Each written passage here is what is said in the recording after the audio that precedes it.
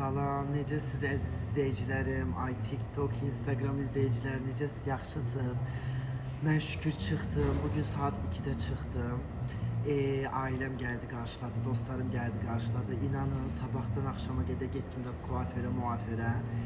Özümə ancaq gəlmişəm, yəni bir 3-4 gün yayın olmayacaq. Gözəl mesajlarınızı gördüm. Çok teşekkür ederim. Yolda da hamımız yaxınlaşır. Allah ne bileyim qapını açsın falan. Çok sağ olun. Yani daha doğrusu açılıb şükür. Şükür çıxdım, azadlıqdayım. İnşallah 3-4 güne bir özüme gəlim. Ailem yanımda da, ailemle, dostlarımla keçirim. Türkiye'den dostlarım gəlib məni görməyə. Onlarla bir güzel gün keçirim. Ondan sonra inşallah takipte qalın Instagram ve TikTok hesabımı.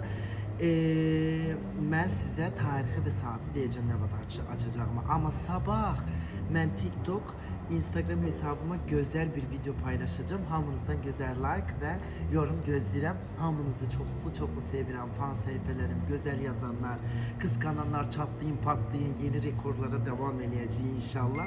Son bir 3-4 gün dinlənin, özümə gəlim. Çünkü inanın Allah'a 10 kilo arıqlamışam. Bütün detaylı Velizar'ın hikayesi diye açıklayacağım her şeyi. Sadece biraz sabır gözləyirəm sizden. Sabah da video paylaşacağım. O videoya kalp yorum. Öpürəm sizi, takipte kalın.